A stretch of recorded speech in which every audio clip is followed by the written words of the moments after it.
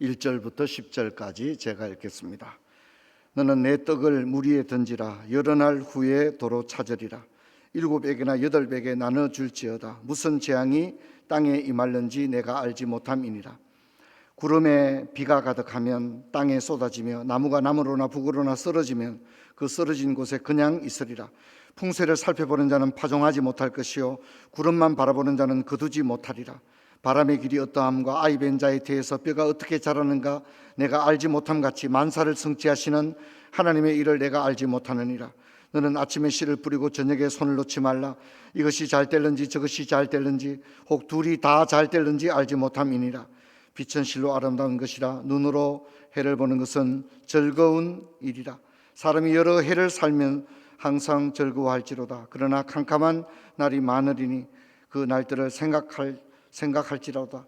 다가올 일은 다 헛되도다. 9절 같이 읽습니다. 청년이여 내 어린 때를 즐거워하며 내 청년의 날들을 마음에 기뻐하며 마음이 원하는 길들과 내 눈이 보는 대로 행하라.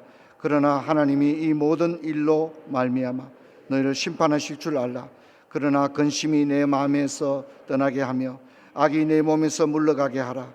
어릴 때와 검은 머리의 시절이 다 헛되니라. 아멘. 어떤 분들은 인생이 너무 가슴 벅차다 그렇게 말합니다. 산다는 것이 너무나도 가슴 벅차다 그렇게 이야기하는 분이 있습니다. 그런가 하면 어떤 분들은 왜 사는지 모르겠다, 사는 의미가 없다, 이렇게 사느니 차라리 죽고 싶다 그렇게 말하는 분들도 있습니다. 오늘 우리가 읽었던 전도서는 이제 가령 이제 우리가 가을에 읽기 좋은 책 이렇게 책을 추천하는 경우가 있잖아요. 그래서 만일 이제 11월, 12월에 읽으면 좋은 성경 이렇게 굳이 추천을 한다면 저는 전도서가 아닐까 그렇게 생각합니다. 전도서에는 두 가지의 인생관이 있습니다. 하나는 염세주의, 하나는 낙천주의입니다. 염세주의라고 하는 것은 아까 말했듯이 왜 사는지 모르겠다, 인생을 부정적으로 보는 겁니다. 이 사람에게는 늘 그냥 하늘도 회색이고 꽃들도 다 그냥 회색입니다. 왜? 염세주의 세계관을 가졌기 때문에 모든 것이 부정적인 거죠. 아무 소용이 없는 것입니다. 하지만 어떤 사람은 총천연색으로 보입니다. 하늘은 하늘색으로, 꽃은 꽃의 색깔로 보이는 거죠. 그리고 인생은 너무나도 아름답다라고 말하는데 그것이 낙천주의입니다. 낙천주의는 인생을 밝고 긍정적으로 바라보는 그런 인생관을 의미합니다. 자, 이런 극단적인 인생관이 전도서에는 모두 소개되고 있습니다. 전도서만이 가지고 있는 독특한 합법이 있는데요, 전도서는 인생이라고 말하지 않습니다. 인생을 뭐라고 하느냐면 해 아래서 살아간다는 것. 우리 같이 한번 읽어볼까요? 해 아래서 살아가는 것. 해 아래서 살아가는 것, 인생을 해 아래서 살아가는 것, 이렇게 표현합니다. 전도서가 이 표현을 여러 곳에서 사용하는 관용적인 그런 표현입니다. 여러분 알다시피 솔로몬은 청년의 때에는 아가서를 썼습니다. 그리고 인생의 중년에는 잠언을 기록했고요. 오늘 우리가 읽었던 전도서는 솔로몬이 노년에 기록했던 그런 성경입니다. 전도서의 배경이 되는 게 뭐냐면 전도서 3장 11절입니다. 3장 11절을 보면 하나님이 모든 것을 지으실 때 때를 따라 아름답게 하셨고 사람에게는 영혼을 삼하는 마음을 주셨다, 그렇게 말했는데 이 말을 한마디로 말하면 너희 인생들은 너희들이 아는 게 전부가 아니라는 것을 늘 기억해라, 이런 얘기하고 똑같습니다. 여러분 우리가 인생의 때를 우리가 모릅니다. 아이고 우리 애 언제 결혼시키나, 아이고 나는 언제 손주를 한번 안아보나, 모릅니다. 아무도 아는 사람이 없고 국가도 가르쳐주지 않고 정답은 아무도 모릅니다. 하지만 때는 분명히 있는 줄로 믿습니다. 그 때는 분명히 있는데 문제는 우리는 모른다는 겁니다. 그러므로 전도서는 말합니다. 너희들이 지식이 있고 많이 아는 것 같지만 사실은 너희들은 아무것도 모른다. 그리고 너희들은 내일 일도 알지 못한다. 성경은 그렇게 이야기합니다. 자, 그런데 우리가 아무것도 모르지만 너무 걱정할 필요는 없습니다. 전도서 3장 11절은 하나님이 모든 것을 지으시되 때를 따라 어떻게 하셨다고요?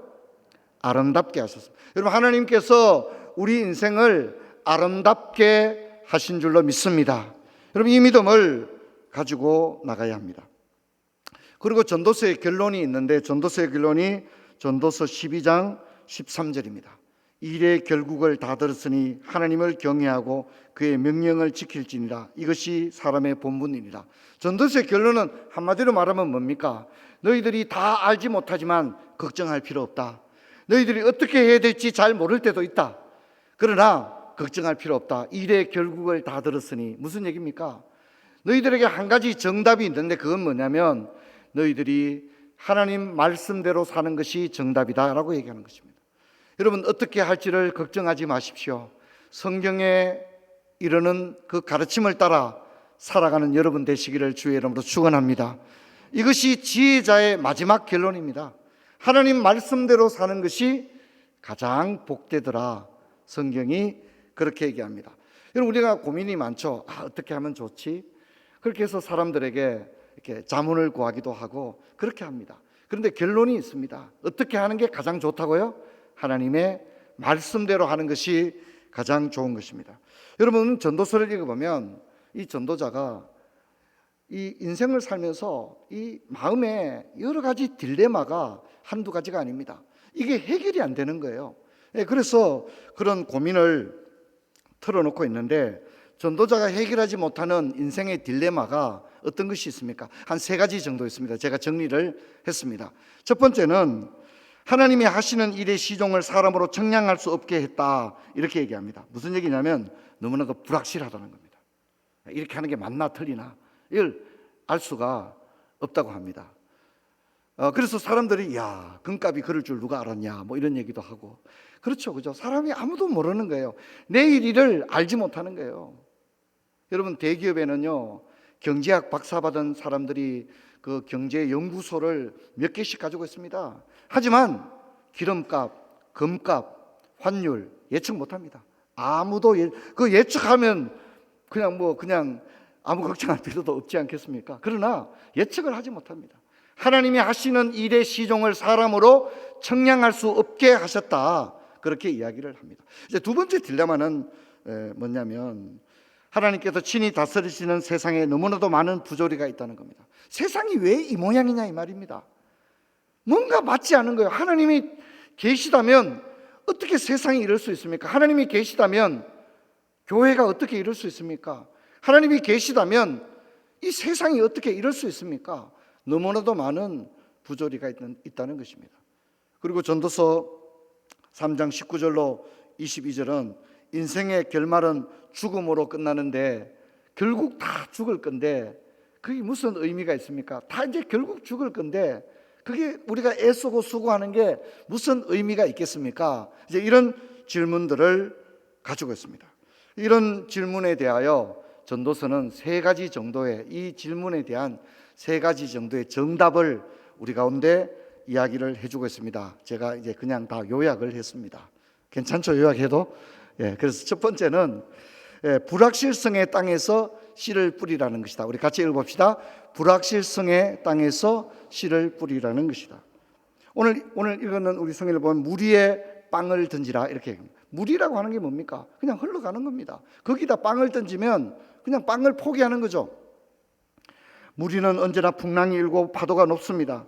불확실성의 대표적인 것이 물입니다. 물. 바다에 풍랑을 이는 그 파도에 자신의 재산을 던져라 라고 말합니다. 여러분, 아무도 그럴 사람이 없을 것입니다. 하지만 성경은 말하고 있습니다. 전도서 11장 6절을 보면 아침에도 씨를 뿌리고 저녁에도 손을 놓지 말라. 이것이 잘 될는지 둘이 다 잘 될는지 알지 못한다, 그렇게 얘기합니다. 여러분, 우리가 살고 있는 시대가 분명히 불확실합니다. 어떻게 될지 모릅니다. 그래서 사람들이 야, 하루만 좀 더 있어보자, 이런 얘기합니다. 그러나 하루가 있어봐도 답은 없어요.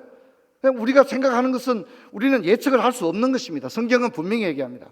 제가 이제 그런 얘기 들으고 싶어요. 요즘 AI가 있으니까 뭐 예측할 수 있다. 전도서는 예측할 수 있다는 거예요, 없다는 거예요? 성경 없다고 분명히 얘기합니다. 없다고 여러분, AI라고 하는 빅데이터는 가지고 있는 정보 안에서만 이야기할 뿐입니다. 그렇죠, 그죠? AI도 내일 일을 알 수가 없습니다. 궁금한 분들은 챗 GPT에다가 내일 환율이 어떻게 될지 한번 물어보시기를 바랍니다. 알 수가 없다는, 전도서는 분명히 그렇게 이야기를 합니다. 여러분, 그럼 어떻습니까? 이렇게 불확실한데, 내일 일을 알 수 없는데, 그럼 우리는 아무것도 할 수 없잖아요. 그렇지 않습니까? 하지만 성경은 말합니다. 우리는 분명히 불확실한 안개와 같은 내일 일조차 알 수 없는 시대를 살아가지만, 성경은 말하기를 오늘 한 그루의 사과나무를 심어라. 할렐루야. 그렇게 이야기를 한다는 것입니다. 제가 아는 장로님이 갑자기 어떤 문제가 생겼어요. 너무 건강하신 분인데 밤중에 그냥 너무 이상적인 행동을 했어요. 온몸이 피투성이가 되고 자기가 무슨 행동을 했는지도 몰라요. 가족들이 깜짝 놀라고 119를 불러서 병원에 갔습니다. 진찰 결과 뇌종양으로 발견되었습니다. 그렇기 때문에 너무나도 비이상적인 행동을 했는데 본인은 그것을 전혀 기억을 못해요. 그리고 이제 지금은 방사선 치료를 받고 있어요. 근데 이제 제게 연락이 와서 목사님, 제가 이제 방사선 치료 절반 받았는데 이제는 머리카락이 너무 많이 빠져서 이번 주에 교회 갈 때는 모자를 아무래도 써야 될 것 같다고. 그리고 성도들이 나를 자꾸 왜 저 장로님 모자 썼지 하고 보면 어떨까. 사실 이번 주 내내 너무 염려가 되기도 하고 그랬다고 그런 얘기를 하더라고요. 그래서 제가 이번 주에 만나서 제가 좋은 모자를 하나 사주겠다고 그런 얘기를 했습니다. 제가 그 장로님과 그런 대화를 나누면서 사람 일을 알 수가 없는 거예요. 너무너무 건강했는데 그런 일, 여러분 사실 우리 몸 속에 무슨 일이 일어나고 있는지를 우리가 알 수가 없는 것입니다. 근데 그 장로님의 말이 참 제게 와닿았어요. 목사님, 저는 그래도 제가 앞으로 어떻게 될지 몰라도 저는 죽는 날까지 회사 매일 가고 교회 매주 가고 싶다고. 자기가 지금 가진 목표는 단지 그거라고. 매일 일할 수 있는 것. 몸이 아주 도저히 안 되면 어쩔 수 없지만 마지막 그 한 날까지라도 난 할 수 있으면 회사에 출근하고 싶다고. 그리고 내가 사랑하는 교회에 매주 가서 예배를 드리고 싶다고. 그렇게 얘기하더라고요. 여러분, 우리는 믿는 사람이든 믿지 않는 사람이든 너무나도 불확실한 시대를 살아갑니다. 여러분, 이제 2026년은 어떨까요? 진짜 아무도 알 수 없죠. 진짜 이 나라가 어떻게 될지, 세계가 어떻게 될지 아무도 알 수 없죠. 하지만 전도서는 말합니다. 아침에도 씨를 뿌리고 저녁에도 손을 거두지 말라. 오늘 지구의 종말이 온다 할지라도 한 그루의 사과나무를 심어라. 여러분, 성경은 오늘 우리들에게 그렇게 교훈하고 있는 줄로 믿습니다. 여러분, 하는 일이 너무 답답하고 할 어떤 미래가 없다 보인다 할지라도 아침에도 씨를 뿌리고 저녁에도 손을 거두지 않는 부처의 모든 성도님 되시기를 주의 이름으로 축원합니다.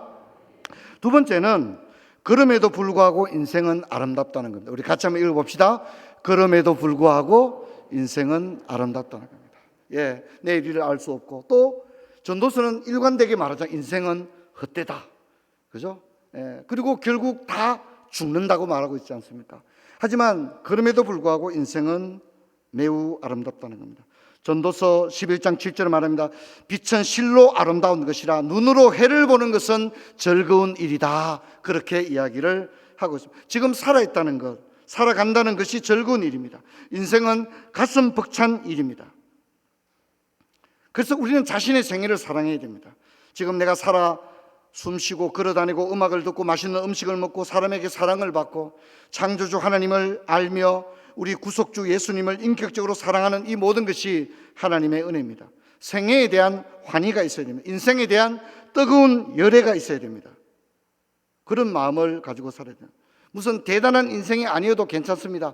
살아있다는 것 자체가 하나님의 은혜인 줄로 믿습니다. 우리는 화단에 핀 꽃을 사랑하고 나무에 앉아 노래하는 새들의 합창을 듣고 보통 사람처럼 그렇게 살아간다 할지라도 여러분, 우리의 인생은 아름다운 것입니다. 나의 사랑하는 생활이라고 하는 비천덕의 에세이가 있습니다.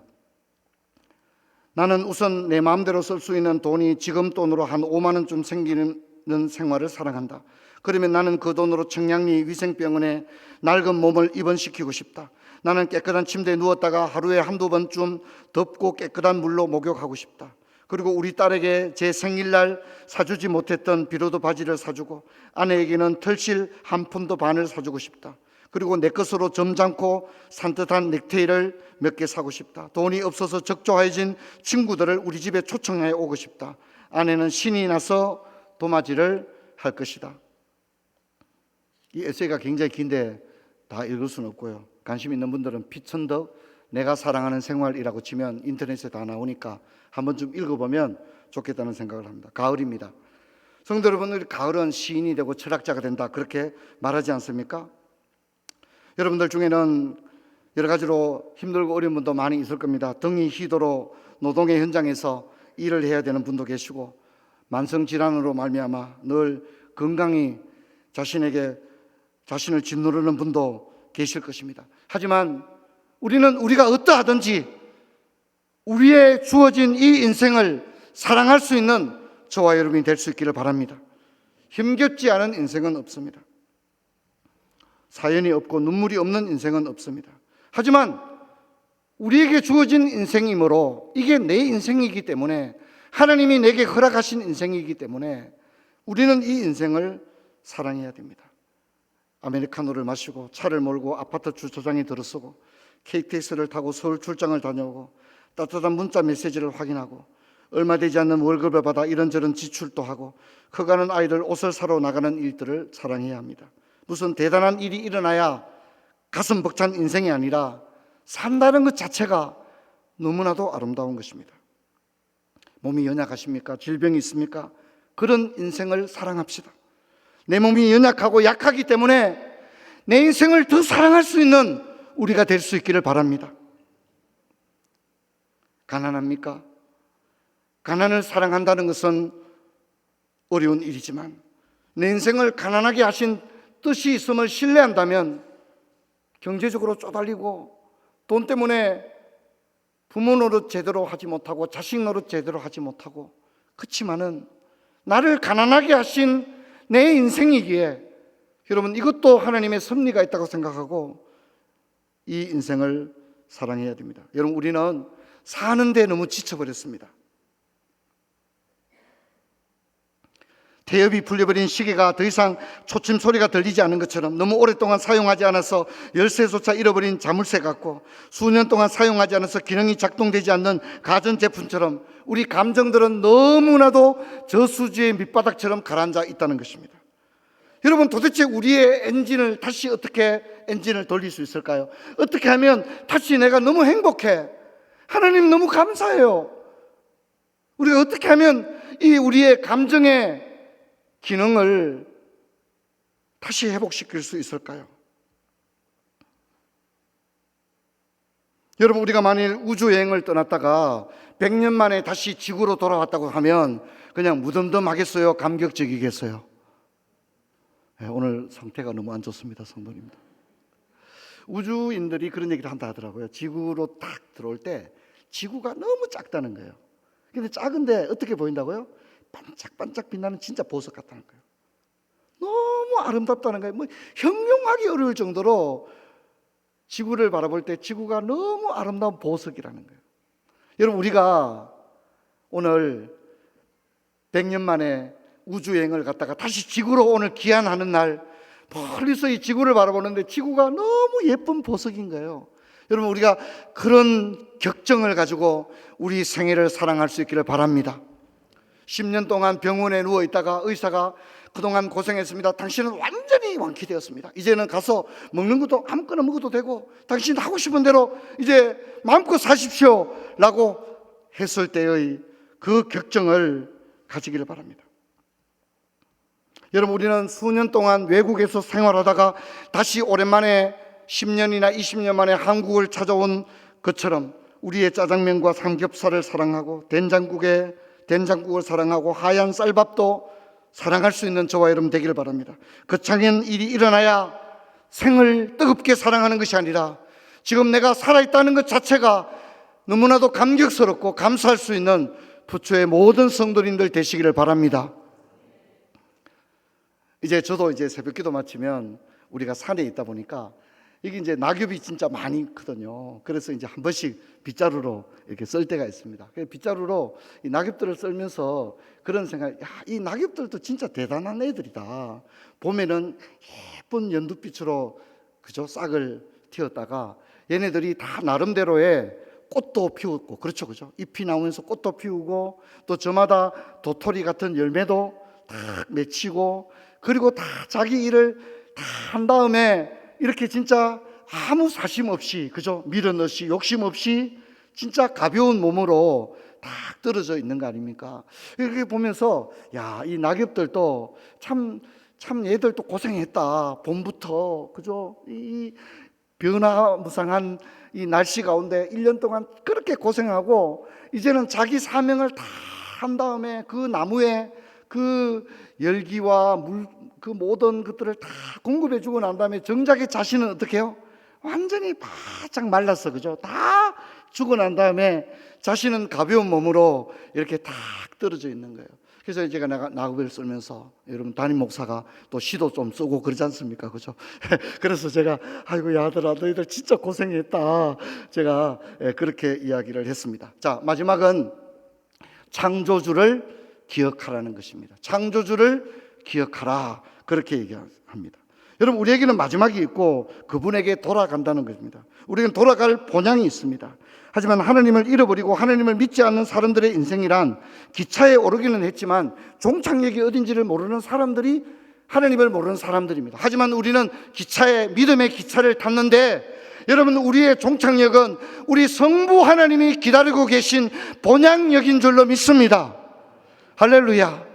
우리의 본향은 쓸쓸한 본향이 아닙니다. 우리의 종착역은 주님께서 우리를 기다리고 계시고 우리 눈에 눈물을 닦아주시는 너무나도 아름다운 종착역임을 잊지 말아야 합니다. 그래서 창조주를 기억한다고 하는 것은 너무나도 아름다운 일입니다. 창조주를 기억한다는 것은 하나님이 이 세상을 만드셨음을 믿고 하나님의 그 모든 섭리를 따라 살아간다는 것을 의미하기 때문입니다. 여러분 우리가 남과 비교하고 성공병에 걸리고 타인의 행복을 부러워하고 살아남기 위해 경쟁하고 높아지고 거짓말도 하고 사기도 치고 더 유명해지기 위해서 자신을 포장하고 그럴 필요가 없습니다. 여러분 우리는 이미 가장 아름다운 인생인 줄로 믿습니다. 성부 하나님이 볼 때 우리는 가장 아름다운 인생임을 잊지 마시기를 바랍니다. 세상에 그렇게 많은 사람이 있어도 우리는 단 하나뿐인 유일한 존재이고 우리 하나님 아버지께서 만세전에 우리 이름을 아시고 우리를 불러주신 존재라는 것입니다. 사랑하는 성도 여러분, 한 해도 이제 40일도 채 남지 않았습니다. 남아있는 시간 동안에 여러분 한번 돌아보면서 그래 내 인생 괜찮은 것 같아. 지금까지 인생 진짜 하나님의 은혜고 또 앞으로 살아갈 인생도 하나님께서 때를 따라 아름답게 하셨을 거야. 여러분 이 믿음 가지고 달려가는 저와 여러분 되기를 주의 이름으로 축원합니다. 자리에서 일어나겠습니다. 아버지 감사합니다. 우리는 인생을 살아가면서 풀리지 않은 숙제들을 가지고 있습니다. 해결되지 못한 수많은 문제를 안고 살아갑니다. 하루도 근심이 없는 날이 없고 때로는 잠을 이루지 못해서 이리 뒤척 저리 뒤척할 때도 많이 있습니다. 하지만 오늘 전도서 말씀을 통하여 아버지 우리는 우리에게 주어진 이 인생을 뜨겁게 사랑해야 한다는 사실을 알게 되었습니다. 아버지 온갖 불확실성과 부정적인 미래가 내 앞에 있다 할지라도 오늘 씨를 뿌리며 한 그루의 사과나무를 심으며 믿음으로 나갈 수 있는 저희들 되게 하시고 언젠가 이 지상의 삶이 끝나는 그날 아버지 계신 영원한 본향에 이를 것을 소망 중에 바라보며 달려가는 온 성도들 되게 하여 주옵소서. 성도들 가운데 올 한 해 자신의 기도 응답을 받고 자신의 뜻을 이룬 분도 계시지만 때로는 올 한 해가 내 인생 가운데 가장 힘든 한 해였노라고 그렇게 고백하는 분들도 있는 줄 압니다. 아버지 우리가 어떤 형편에 있든지 우리의 인생을 사랑할 수 있는 저희들 되게 하여 주시옵소서. 뜨거운 감격을 가지고 살아가는 저희들 되게 하여 주옵소서. 주 예수 그리스도 이름으로 기도하옵나이다. 아멘.